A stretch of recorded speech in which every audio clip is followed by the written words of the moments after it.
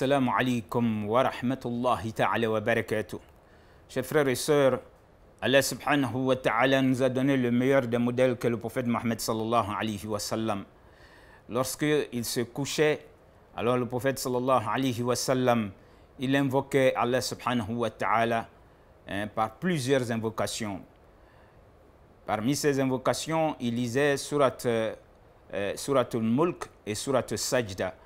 Surat al-Sajda, c'est la surat 37 et surat al-Mulk, c'est la surat 67.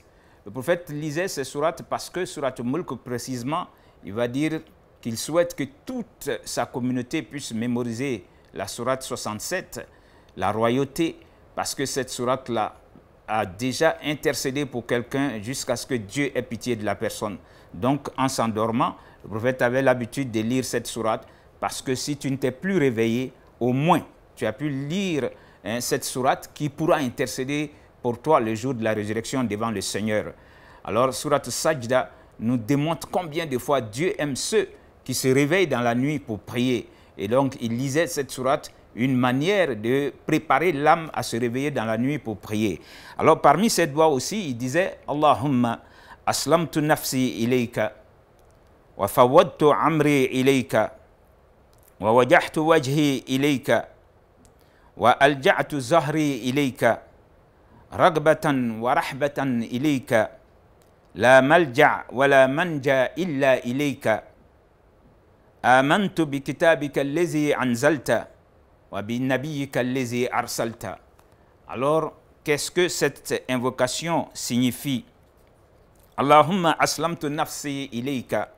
Seigneur, je me soumets pleinement à toi. L'être humain, le croyant, se soumet à Allah subhanahu wa ta'ala pour démontrer qu'il est une créature de Dieu. Wa fawadtu amri ilayka. Et je m'en remets totalement à toi. Wa wajahtu wajhi ilayka. Et je tourne ma face vers toi, Seigneur. Alors il poursuit. Wa alja'tu zahri ilayka. Seigneur, c'est à toi que je m'adosse. Ragbatan wa rahmatan ilayka. Seigneur, je le fais parce que j'ai foi en toi et j'ai ta crainte qui m'anime. La malja wa la manja minka illa ilayka. Alors on doit savoir que personne ne peut fuir Dieu et on ne peut pas se protéger contre Dieu sauf si tu vas vers Allah subhanahu wa ta'ala. Et il poursuit, Amantu bi kitabika allazi anzalta.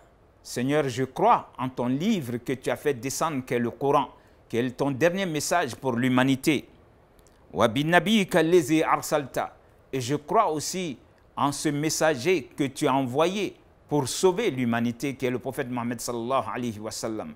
Chers frères et sœurs, lorsqu'on va se retrouver dans sa tombe, alors il y aura des anges qui viendront poser des questions par rapport à tout ce que vous venez d'entendre. On va te demander qui est ton Seigneur.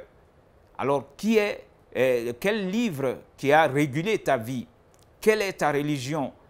Et qu'est-ce que tu dis par rapport à cet homme qui a été envoyé? Alors ici, c'est une manière de dire que avant de se coucher, lorsque vous pouvez réciter cette invocation, vous êtes en train de reconnaître et agréer que Dieu est votre Seigneur, l'islam est votre religion, le Coran est le livre qui a régulé votre vie, et le prophète Mohammed sallallahu alayhi wa sallam, il est le messager que Dieu a envoyé avec le Coran, qui était le livre que vous suivez avant de vous retrouver aujourd'hui dans votre tombe. Qu'Allah subhanahu wa ta'ala nous permette de mémoriser cette invocation et que Allah fasse qu'on meure avec la foi. Wassalamu alaikum wa rahmatullahi ta'ala wa barakatuh.